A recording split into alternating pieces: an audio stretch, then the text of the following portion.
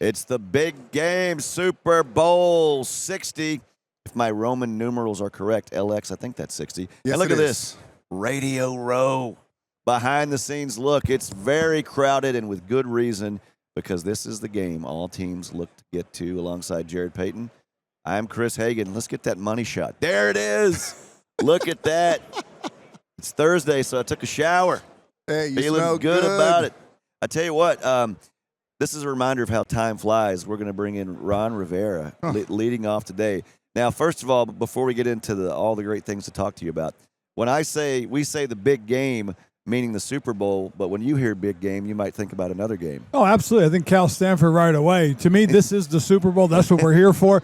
But you want to talk about big games, big game is Cal Stanford. And you're wearing your Cal, you're representing, you got a cool gig. Explain to us what the GM of football is for a college team these days. Well, it's kind of a hybrid now, to be honest. I mean, some of the GMs in the league are just, in college football, are just strictly personnel.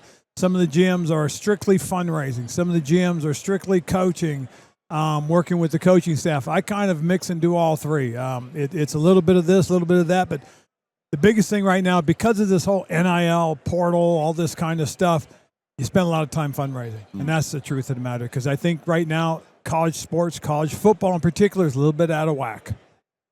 How has this journey been for you? You know, going from coaching to now this next generation of college sports, which is like you were talking about, it's totally different. Yeah, you know, Jarrett, I'll be honest.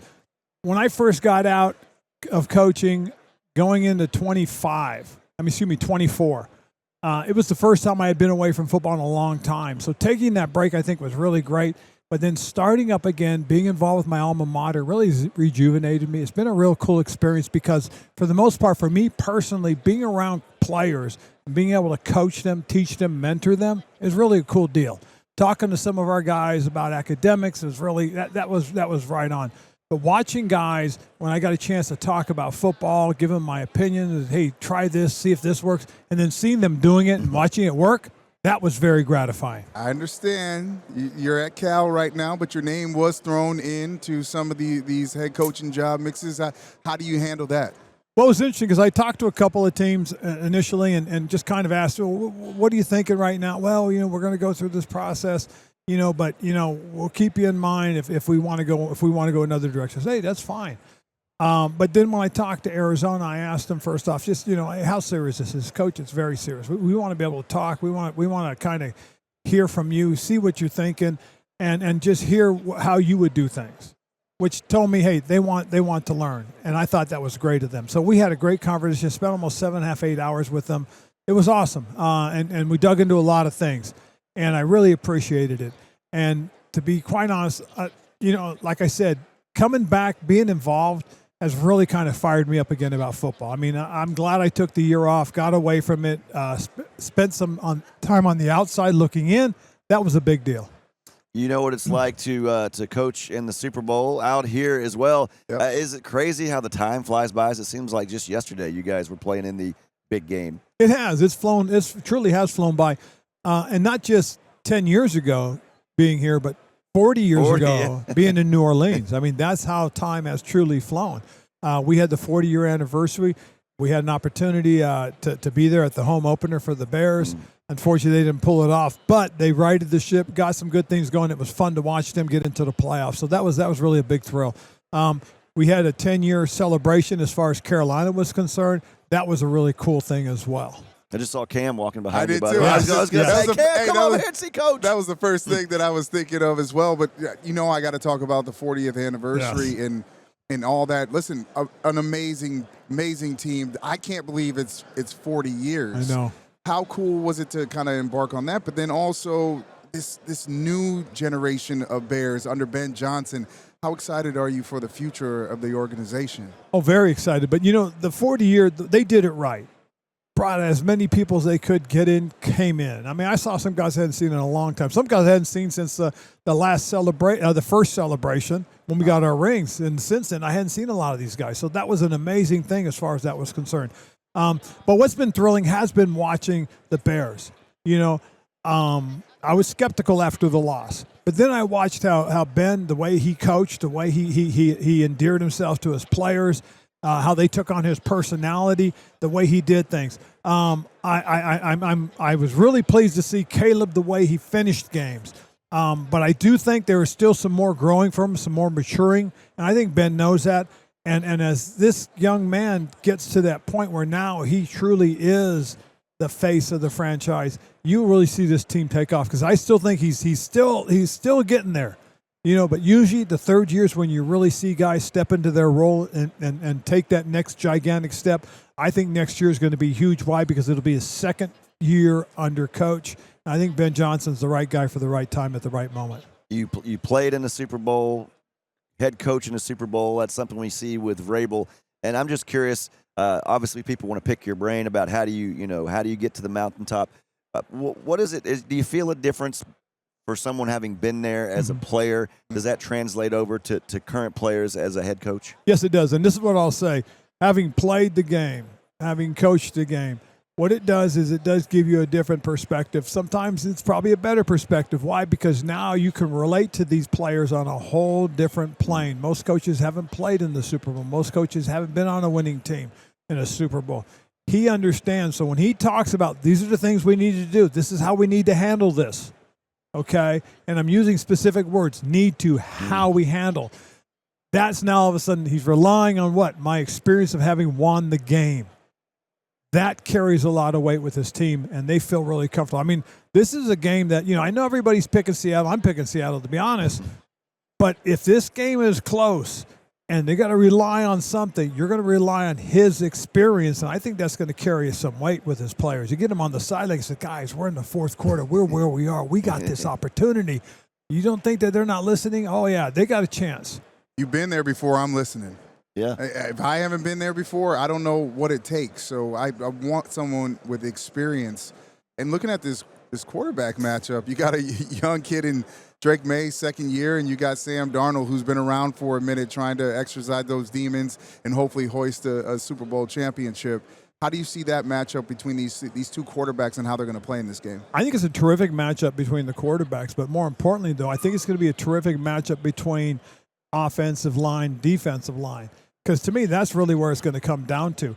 If you look at what Seattle has done defensively, they're the number 4 in league on quarterback pressures, but they're like on the back end of blitzing. They don't blitz a lot. They rush for a lot and play a lot of coverage. So now he's going to have to make quick decisions. He's going to have to get that ball out of his hands if they're rushing the passer like they have all year. Because, again, if he's able to hold the ball, now there'll be a chance to move it downfield. That's why I think this game's really going to come down to that unit more than anybody else. Yeah, I think I've been telling Chris, and we've been talking about it, both these teams during the postseason are not giving up explosive plays. So it's going to be interesting to see how this plays out. Sam Darnold's been good under pressure in the postseason as well, which was been one of his kryptonites. So I'm looking forward to seeing how they play and go against these defenses.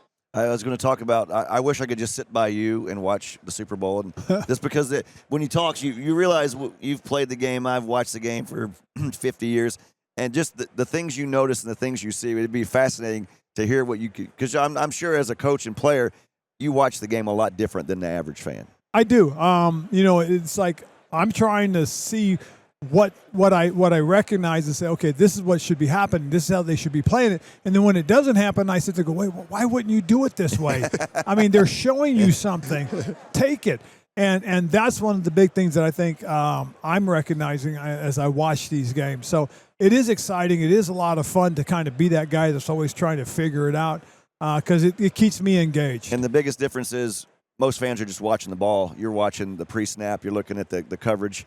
Well, you know what I catch myself every now and then when I'm watching the game, I hit the replay button, and I don't have it. You used to have the cowboy remote in your hand. I'm going like this, and I say, oh, God. And so I'm waiting for them to show the replay, and all they show is the quarterback dropping back. Then they follow the ball to the catch. I want to see the coverage. Can we not? We have all these camera angles. When you watch college football games, the big ones, they have the game cast. Why can't we have that for the NFL? That'll be the next level. That's what I want to be. I want to see it from over the quarter, behind the running back, so I can see what's going on. Absolutely. Yes. Coach, now you crunch for time before we let you go. Yep. You gave us your pick, Seattle. I'm an idiot. What is a vodcast? You're doing a Oh, vodcast? Yeah. Well, no, it's a combination of the word video and pod. Okay. Podcast. It's a video podcast. So it's a video, whatever the odd cast I stands love for. this guy. How often do you do this? And what's Actually, we just started. We just dropped our first show. Myself and Tiffany Blackman. We've partnered with Whistle Sports.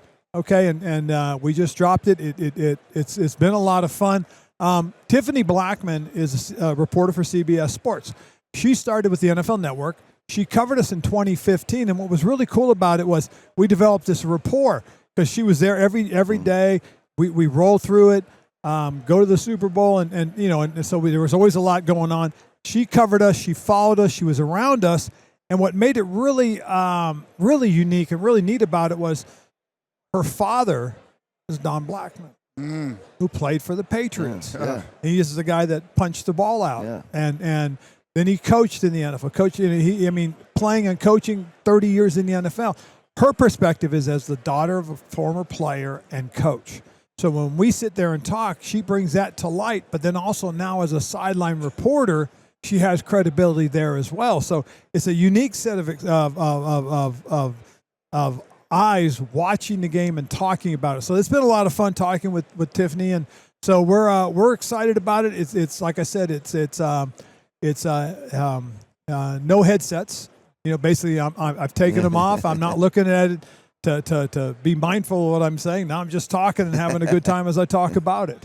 Ron Rivera, he's the GM at Cal, now a rival in the conference with you. We won't talk about that right now. Yeah. Ron, continued success. I'm looking forward because I learned the word vodcast. I'm going to check it out. Yeah, we got to. All right, let's hit a break. Back with more right after this.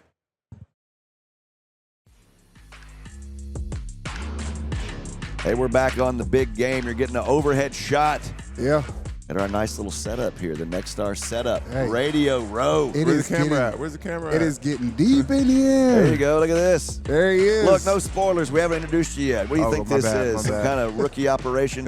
Hey, Chris Hagan back with my man, the son of sweetness, Jarrett Payton, JP.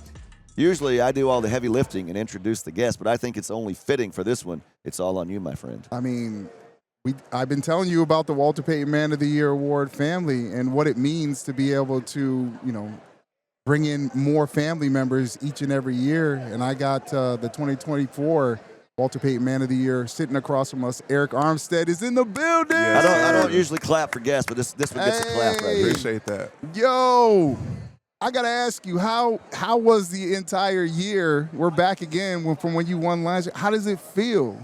Like, what is the vibe like? It feels amazing. When I won, just the way my brain works is like, okay, what's next? How can I use this platform to create more change? I knew it was going to open up a lot of doors for me and our organization, and that's what we did. We got to work. We accomplished a lot this year, all over the country. We became a nationwide, no pun intended, organization, and we're having impact in Florida, having impact all around the country. And still here in the Bay Area, in Sacramento.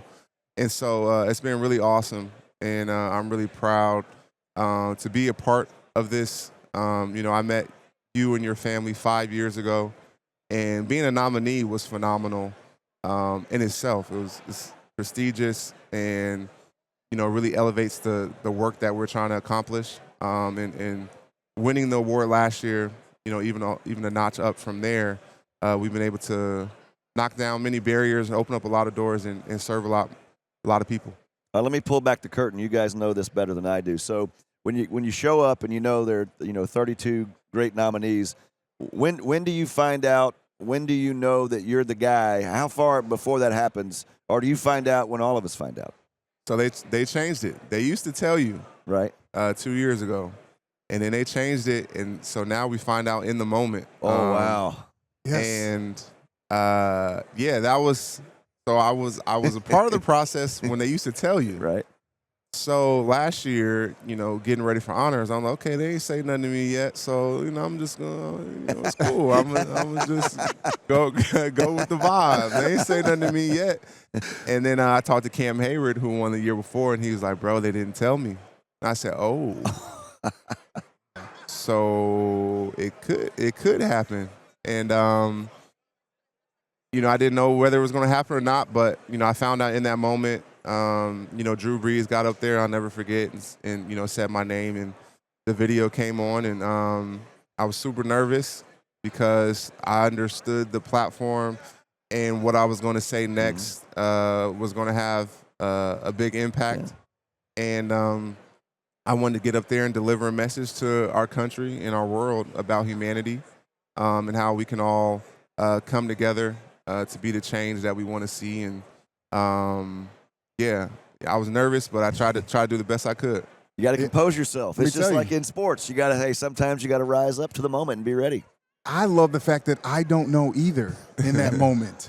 I stopped wanting to know. If people want to tell me, I tell them, don't tell me, because I want that experience of seeing the video just like the guy that's going to win it. And, man, that has been what's so phenomenal. And the speeches, like you were talking about, is what – like knocking them out of the park. Those are the things that people are going to YouTube, they're watching. It's going to be a part of your legacy. I love that. How has Nationwide helped you kind of take this to a whole nother level when it comes to your organization and giving back in service? Nationwide has been the perfect partner for the award. I know you have a lot more experience with that than me, but not just the money. We could talk about the money, $40 million over the course of the partnership into player causes to supporting the work that we're doing.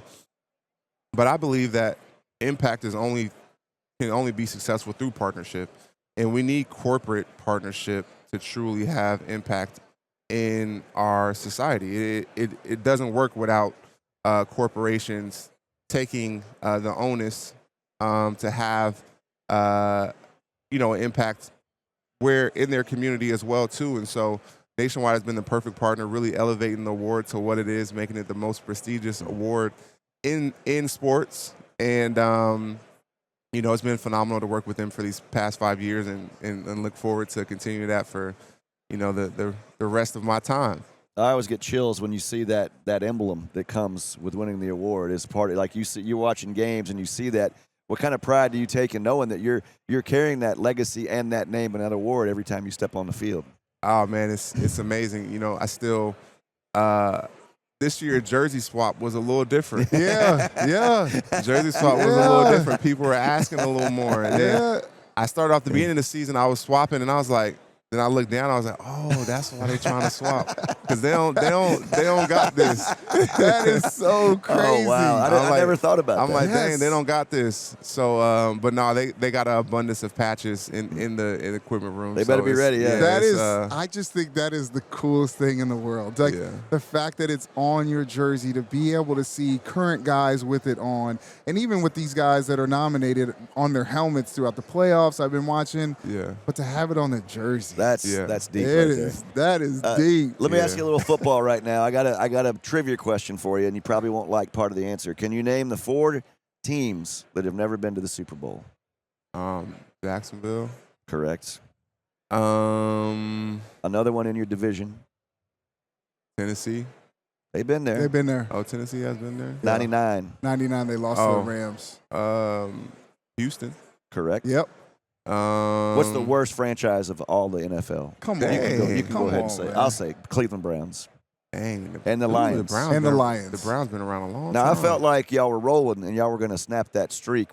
How do you build on it, knowing that division, I mean, the Colts started out strong out the gate before Daniel Jones got hurt. So a lot of folks talking trash about the AFC South over the years, but now I think that division is stacked.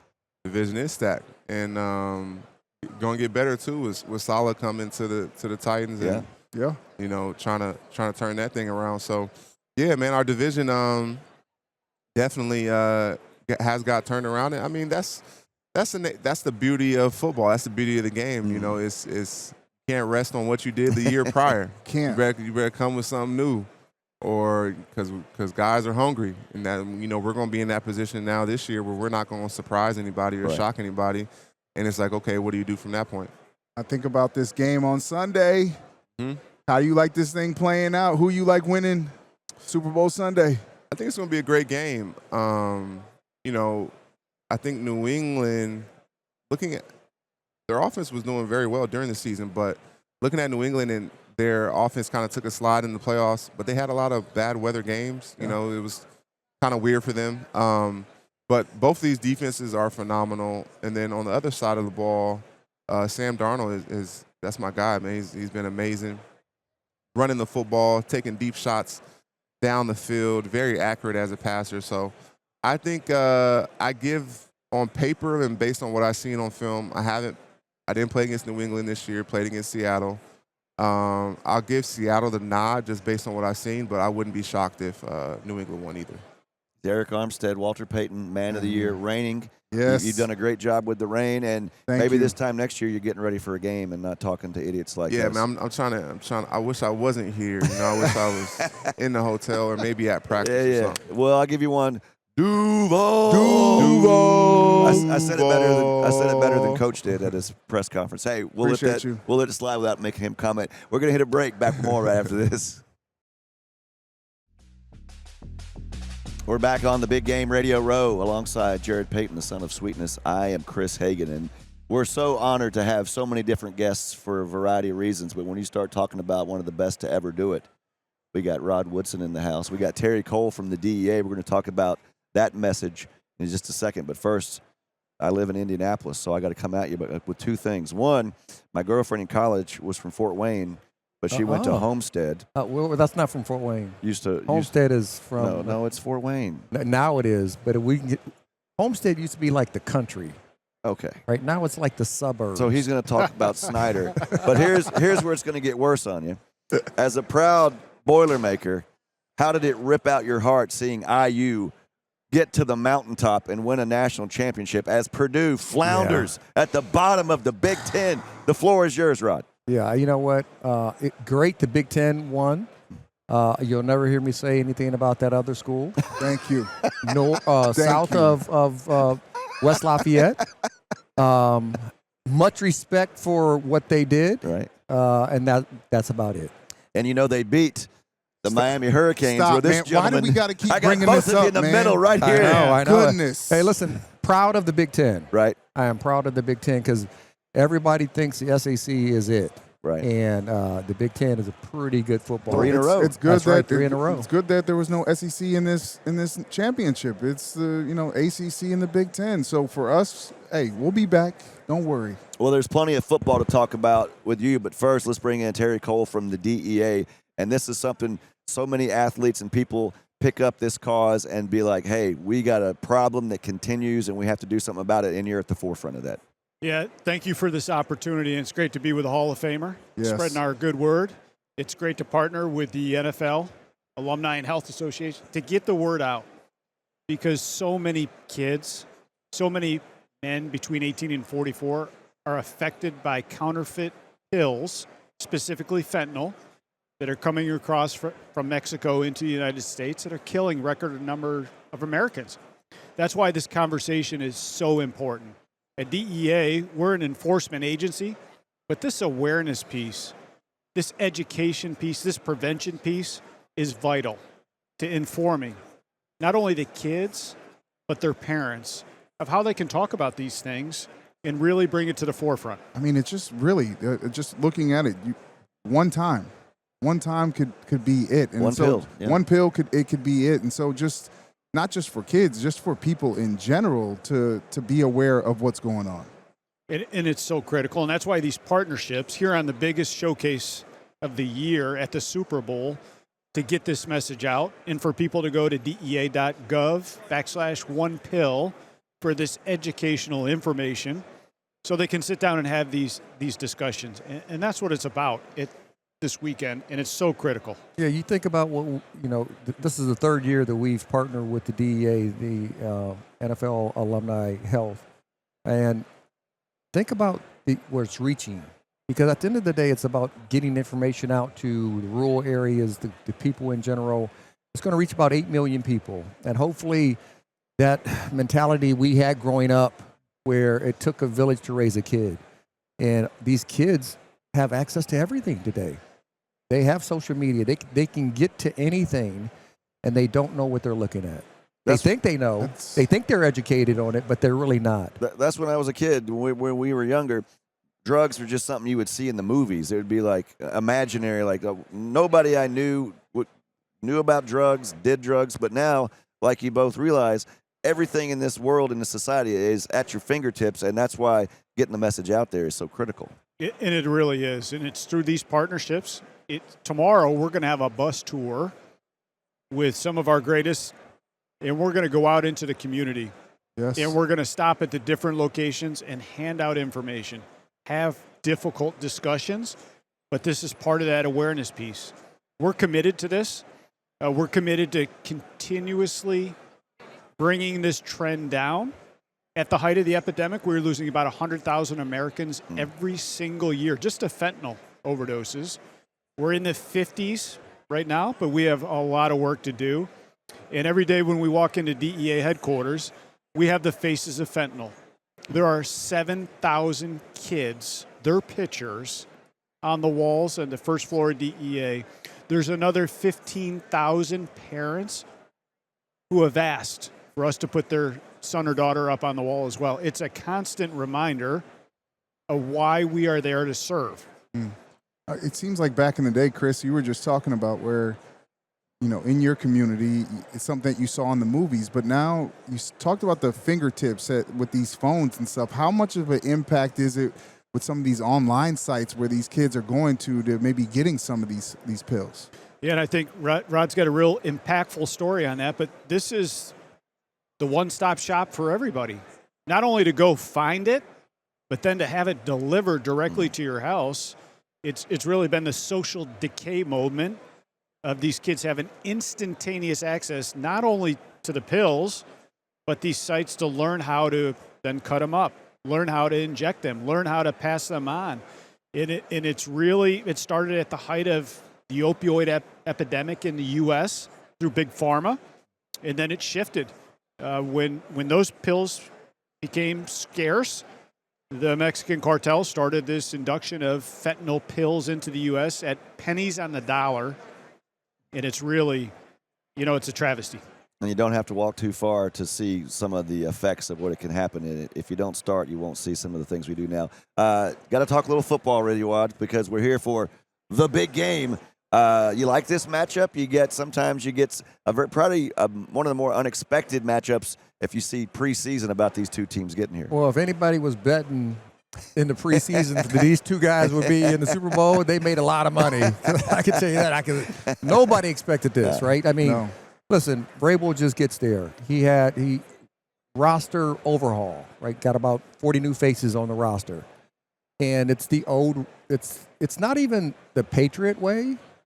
It's the Vrabel way. It's that blue-collar work ethic, defensive-minded coach, making his whole team is kind of gritty, gutsy, nasty.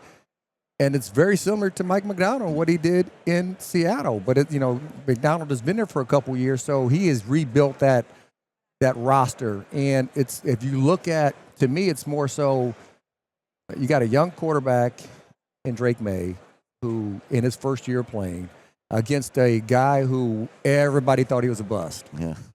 Right? Everybody thought he was a bust. But he goes around to different teams. He has a stop in San Francisco where he really doesn't have to play. And I think that was his reset button. That was his button where he said, oh, that's football. And I think, when you look at Shanahan in San Francisco, he's a great teacher.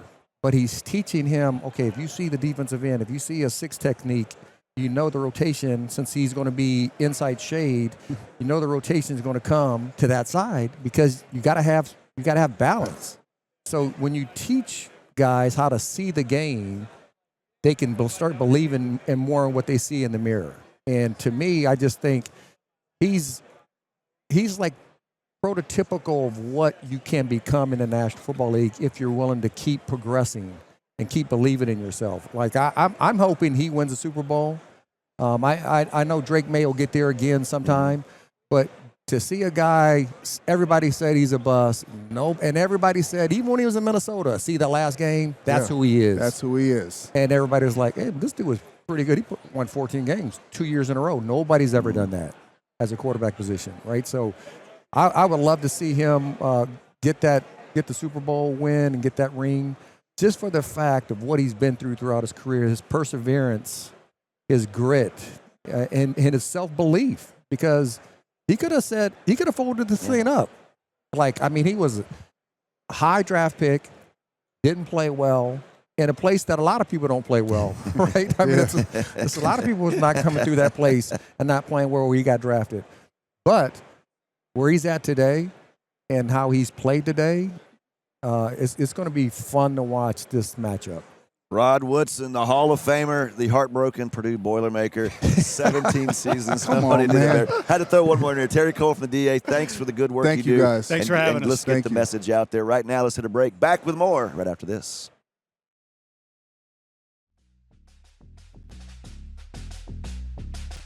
Levi's Stadium, they'll crown a champion there Sunday. What city is that in again, JP? Santa Clara? Santa Clara. Seahawks, Patriots. We're back on the big game. Radio Row. Yep. Jarrett Payton, the son of sweetness. I'm Chris Hagan. And you talk about the big game, the big guests. Yes. They don't get much bigger than this, both on the field and off the field.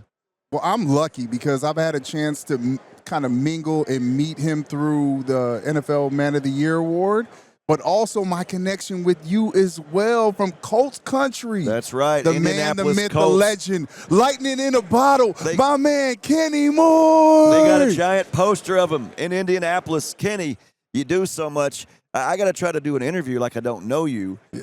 But that's what's so unusual when you interview people you know and love. So let's get right to it. We know what you do on the field, but you're here with us again because you're up for the biggest honor, the most prestigious honor, and this isn't the first time you've been up for it. Tell us about why it's so important for you. I know you don't do it to get the accolades, but those come with all that you do. And that's just something that I realized along the way as far as doing community work. Growing up, I didn't know the heights that I could actually reach, doing good in the community. I learned to do community work at church, going to church every Sunday. We were able to, give food away to the needy around Valdosta, Georgia.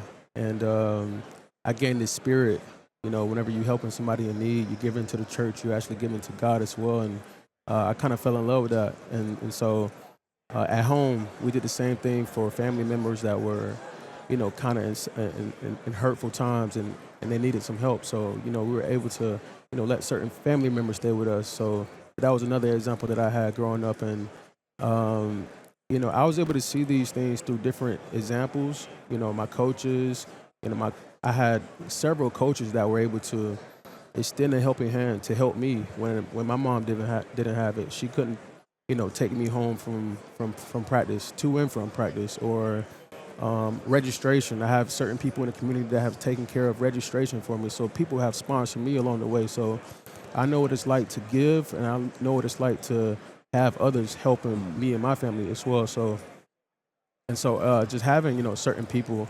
and, around the community, I learned what village was, having a village, and we all need that, and we all have that, and it just comes a time in your life where you realize that. And so with that, I just wanted to pay homage to my village through the things that I've been able to do.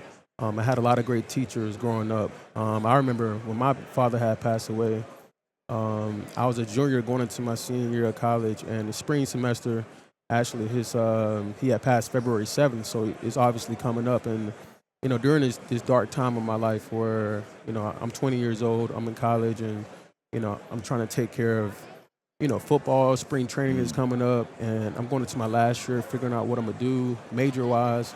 And I feel like it's a lot, on me. And I had this professor in my communications degree. Her name was Dr. Roberson. And so she was able to kind of talk me through these tough times. And it was a therapist before I even knew what a therapist was. And so just having these people in my life, that I'm able to, realize they're doing so much good for me. I got to make something of this. I want to make sure these people know that I appreciate them along the way of my journey of becoming a professional football player. So, everything that I've done along the way is, in the community, it's always to pay homage. So, yeah. That's what I love. I love that you're you're understanding your platform, you're understanding just who you are as a person and what you could do off the field. But when you're a multiple year nominee, it means that you're doing something different than everybody else. I just know because of being around this award since '99. How cool is it not only to have that impact off the field, but also inside your locker room? Because there is a lot of young players who don't know what to do, but you're kind of like the roadmap of like helping them out to get their foundation started or help them with their mission. Well, I was that player as well. Well, I didn't really know what to do. I was kind of just doing the weekly, activations that the team was doing in the community every week. And honestly, my first nomination is whenever I was able to, put some money towards having a foundation and having my own. And honestly, probably like other guys, it's kind of frightening to kind of, have your own nonprofit or you're kind of the centerpiece of something that's not football. So, you just have to take it and run with it. And if you're passionate about it, if you believe in it, then it won't fail. And, having this Loved One Foundation, I don't even plan to discontinue it after football. I want this to be, my bread and butter after football. It's going to be a thing that, before football, I was doing community work. So after football, I want to do the same thing. It's just to a different level. So I was that same player. Matthias Farley was that player for me that was able to, push me in a positive way. So I like to tell people that just to, give him his flowers as well. It's your legacy. That's right. It's truly a legacy, not just on the field, but off the field as well. And that's why people will talk about you forever. And it's one of these things, too, like if you're an NBA player, they see you all the time without your helmet. They recognize you. Baseball players. But football, you're in that helmet. You're in everybody knows you by your number. But you're one of those players through so much change over the years with the Colts. You're one of those faces. You go somewhere, people know you. And it's not because of what you do on the field, which is at the highest level. It's because you're out there in schools. You're talking to folks. You're face-to-face making those relationships. And I'm glad to hear you say that. Those relationships don't end when the playing days do. That's right. I like to tell people, I got this from David Thornton.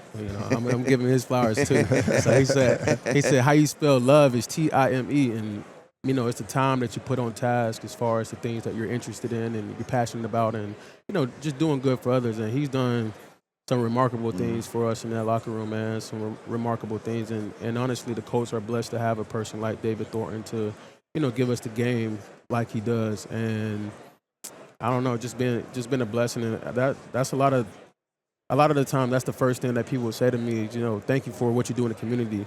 And, I think it's all of our role to actually, make that kind of legacy in the community as far as just doing good. So much stuff going on in the world, at least you can just help somebody out. So. And if you saw David Thornton, you wouldn't want to step out of line from David. Oh, no doubt. From his playing days, he's still stacked. Hey, I don't want to take up too much of your time. I know you're super busy. What can you tell us? I know you're a student of the game as well.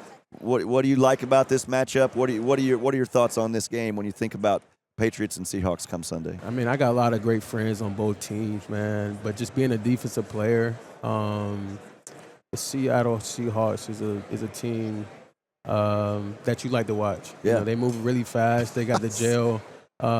They got the jerseys. They got the swagger. They got everything, man. We in the Pacific Northwest right now. I think they at home.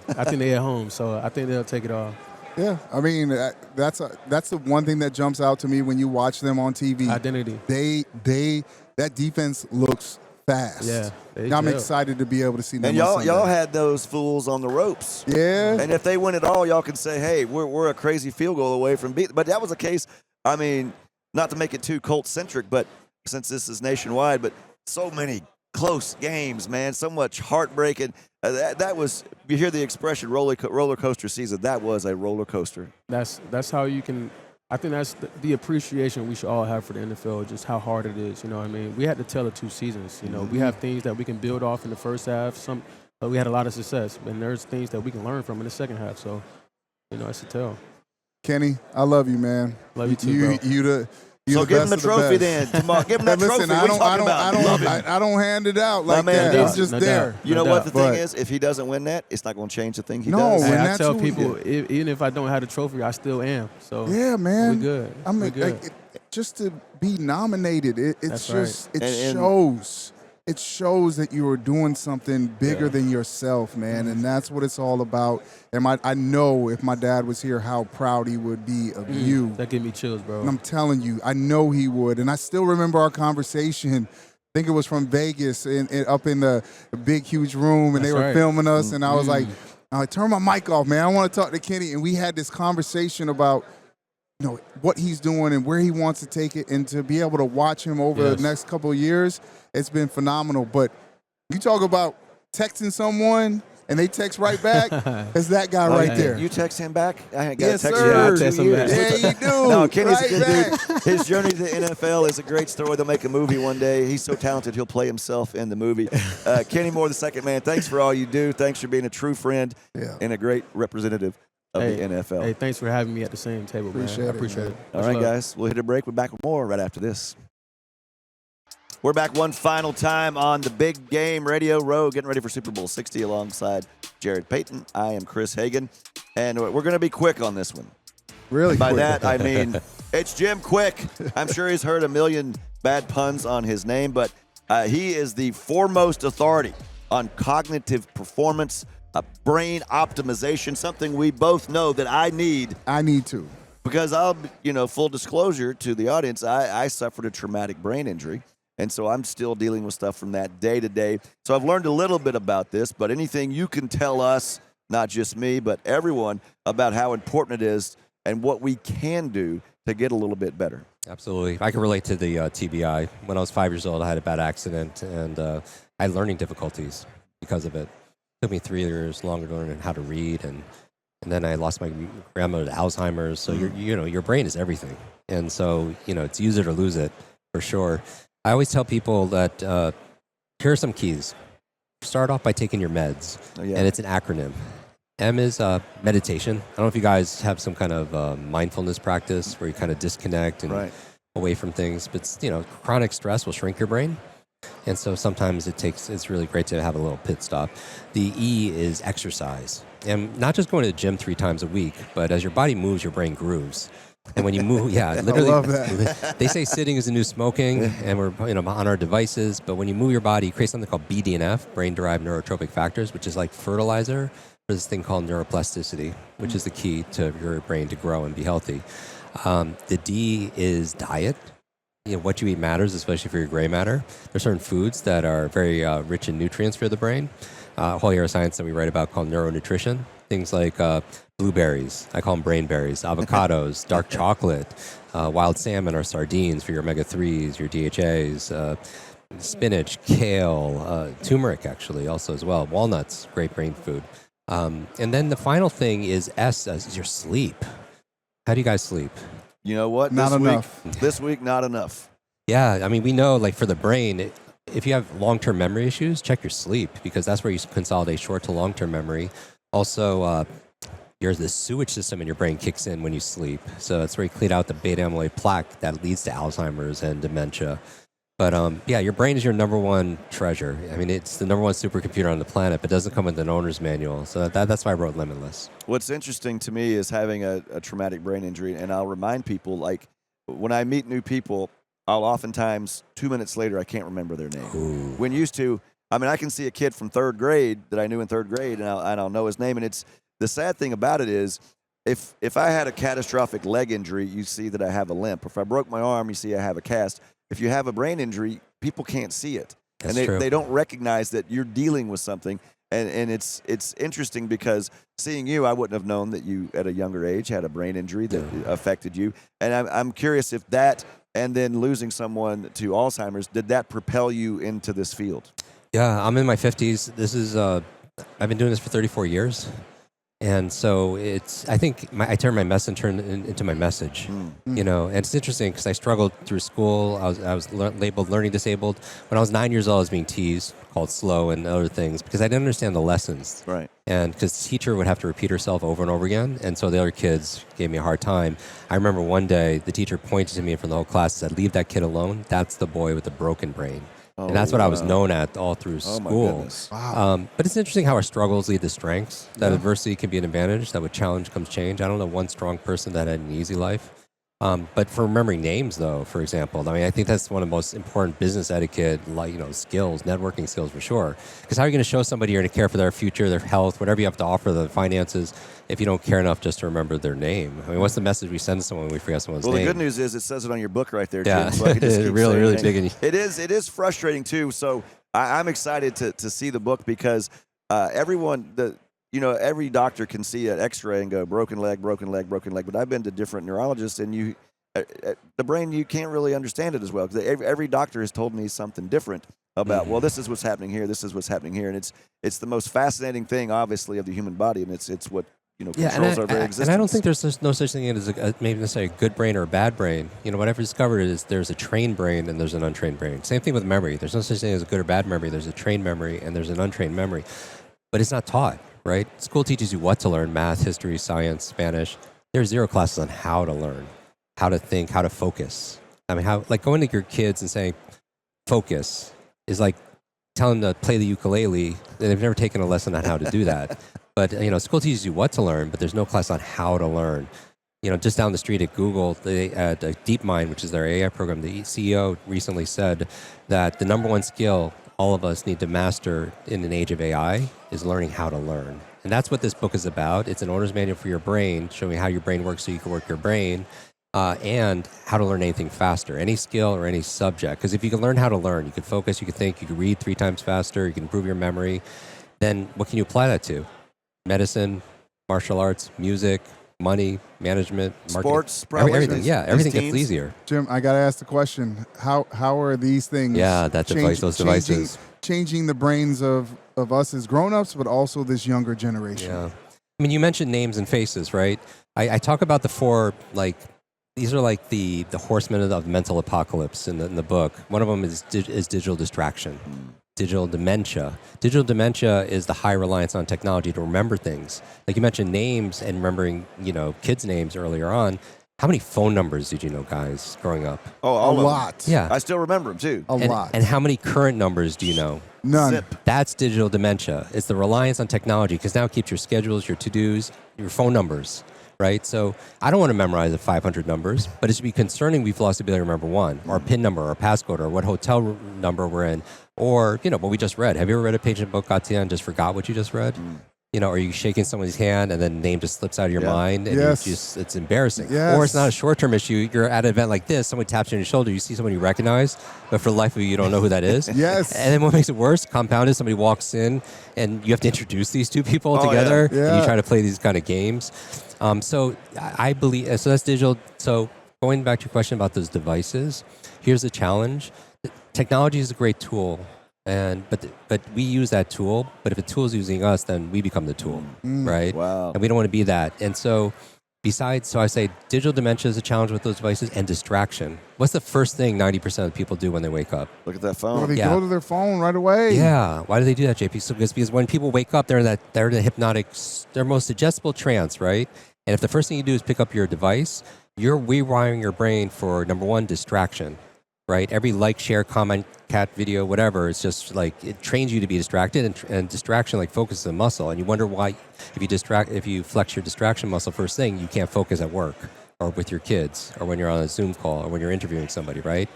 The other part of it, though, it's not just distraction, it's reaction. You're training your brain first thing in the morning to react.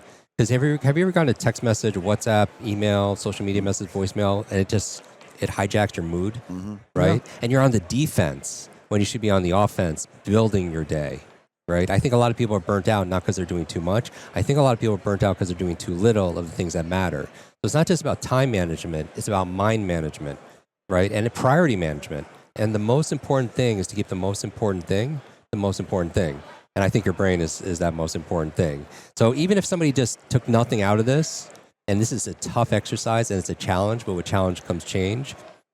I have a video on Facebook. It's 9 years old. I just saw it as one of my memories. And it has 38 million views. It just says first 30 minutes, don't touch your phone. And the last 30 minutes a day, don't touch your phone. Wow, okay. And it's not easy, right? But it's simple, right? And everyone just sort of report on social media like what happens. Everything unfolds. Everything for the better. Jim Kwik, you should write a book. Oh, wait, you did. I forgot. Oh. Jim, great stuff. Life lessons to be learned. Check out the book. It's Limitless, expanded edition. Great stuff, great messages, and I've taken a lot from that already. I needed that today. We do. We both do. Let's throw these away right now, JP. I can't do that. Hey, he's Jarrett Payton. I'm Chris Hagan. Thanks for joining us. We'll see you next time on The Big Game.